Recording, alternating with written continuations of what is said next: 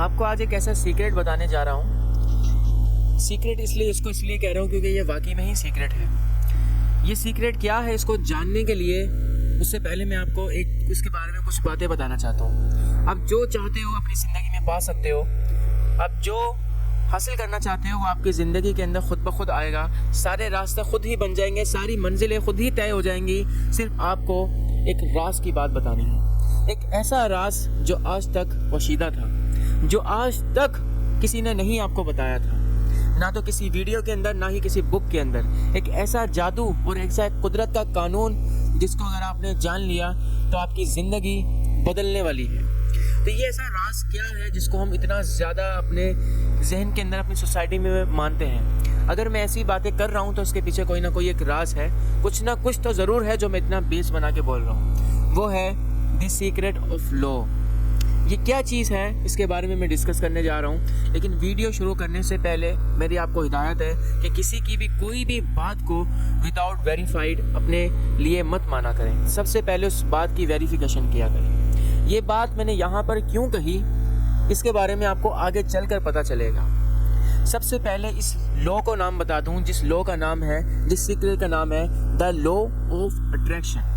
ये law of attraction क्या है? हमारी पूरा यूनिवर्स मुख्तलिफ तरह के कानून से चल रहा है, जिस कानून के अंदर इंसान पैदा होना, मरना, पौधों का पैदा होना और फिर मर जाना, ये सारे लॉ हैं। सेम इसी तरह एक न्यू लॉ या जिसे लॉ कहा जाता है, ये लॉ ऑफ द सीक्रेट है। इसके बारे में जानना ये भी एक कानून है। तो ये कानून क्या है? बेसिकली ये कानून ये है कि आप अपनी ज़िंदगी के अंदर जो भी कुछ पाना चाहते हो, अपने जहन से आपको इमेजिन करना पड़ेगा। अपने जहन में आप जो कुछ सोचोगे, इस लॉ को आपको अपनी ज़िंदगी में इम्प्लीमेशन कैसे करना है, यानी कि इस लॉ के बारे में अपने जानकर अपनी ज़िंदगी में कैसे अप्लाई करना है, जिससे आपकी ज़िंदगी भी यूँ बदल जाए। तो सबसे पहले इस लॉ के स्टेप्स को जान लेते हैं। नंबर 1 स्टेप है आस्किंग, यानी कि मांगना। आप जो भी चाहते हैं वो क्या है उसको मांगो और एक पेपर पे लिख लो। दूसरी चीज़ है कि यकीन मानना कि वो आपको मिल सकती है और आप उसको पा सकते हो, आप उसको पाने के काबिल हो और उसके अहल हो। तीसरी चीज़ है एक आप वही बन जाओगे। अनदेखे यकीन को यकीन मान लेना, ठीक है। ये 3 स्टेप्स जो मैंने आपको बताए। नंबर 1 इस आस्किंग, जो भी आपको मांगना है उसको कॉपी के ऊपर लिख दो। दूसरा ये है कि आप उसके ऊपर यकीन रखो। तीसरा ये है कि अनदेखे यकीन में भी यकीन करो और इमेजिन करो। अपने जहन को ये यकीन दिला दो कि आप उसको पा सकते हो। तो फॉर एग्जांपल, अगर आपके पेपर्स चल रहे हैं और आपके पेपर्स का टाइम बहुत ज़्यादा कम रह गया है, तो आपको क्या करना है? सबसे पहले लिखना है कि आपको इस पेपर के अंदर पास होना है। 60% मार्क्स चाहिए, 70%, जितने भी आपको मार्क्स चाहिए, जैसा भी आपका रिजल्ट हो, आपको उसको एक कॉपी के ऊपर लिखना है। दूसरी चीज़ कि उसको यकीन करना है कि आप इस कम टाइम में भी उस टारगेट को अचीव कर सकते हो।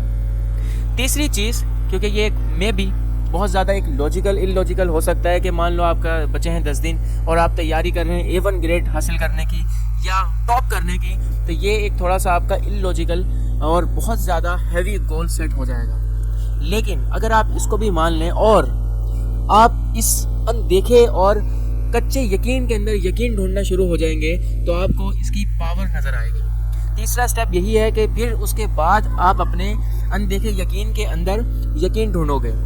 उसके लिए आपको आंखें बंद करनी पड़ेंगी और इमेजिन करना पड़ेगा कि आप पेपर के टाइम उस सूरत हाल में बैठे हो और उस सूरत हाल के अंदर आप पूरी तरह से प्रिपेयर हो कि आपको जो जो सवाल आए हैं वो आपको सारे सवाल आते हैं। तो इस तीसरे स्टेप को आपको बहुत ज़्यादा अपने जहन में रिवाइज करना है। बहुत ज़्यादा रिवाइज करने का मतलब ये है कि आपको बिल्कुल रिलैक्स होना है, अपनी आंखें बंद करनी है और अपने गोल्स को, मकासद को, जो भी कुछ चाहते हो, डीपली इमेजिनेशन करना है।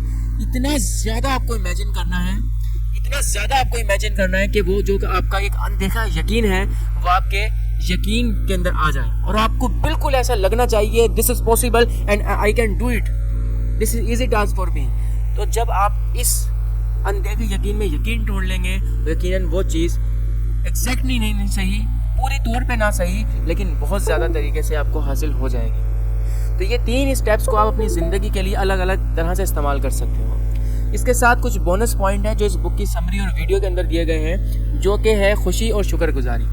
अगर आपके अंदर खुशी नहीं है, मायूसी है, आप इस तीनों स्टेप को बहुत ज़्यादा शक की निगाह से करते हो, तो आपके लिए ये लो काम नहीं करेगा। ये लो काम करने की वाहिद शर्त यह है कि आप खुश हो, ज़हनी तौर पर रिलैक्स हो और आपके अंदर ये यकीन हो कि आप इस लॉ को इस्तेमाल लाओगे और वो चीज़ आपको हासिल होगी। इस चीज़ की बुनियाद क्या है और ये बात कितनी ऑथेंटिक है, ये आपको तभी पता चलेगी जब आप इस्तेमाल करोगे।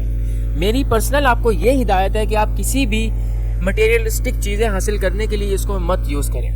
हाँ, अगर आपके कुछ काम हैं, कुछ टास्क हैं जो आपको करने हैं और वो टास्क करने के लिए आपको बहुत ज़्यादा टाइम चाहिए और आपको लगता है कि ये मैं नहीं कर सकता, ये ज़रा पॉसिबल नहीं है, उसके लिए आप इसको ज़रूर इस्तेमाल कर सकते हैं।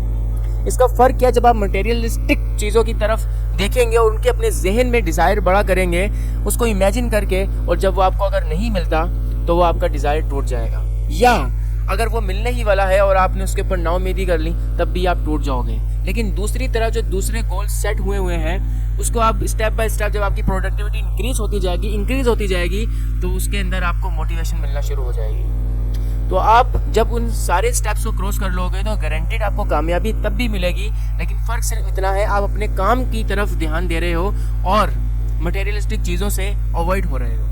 वो चीज़ें आपको मिलनी तो तब भी है, लेकिन एक प्रॉपर रास्ता है जिसके थ्रू आप चलते हुए जा रहे हो। और दूसरा चीज़ है कि आप उस चीज़ को यूँ पकड़ने की कोशिश कर रहे हो कि आपको एक सेकंड में यूँ मिल जाए। तो इसके लिए बहुत ज़्यादा पॉइंट हैं। इसको अलग अलग कामयाबी के लिए, पैसे के लिए, रिलेशनशिप्स के लिए और हैप्पीनेस के लिए अलग अलग तरीके से यूज़ किया जा सकता है, लेकिन उसके 3 बेसिक स्टेप्स यही हैं। मज़ीद इस तरह की इसकी और मालूमात मैं इसकी बुक की समरी में से आपको और बताऊंगा।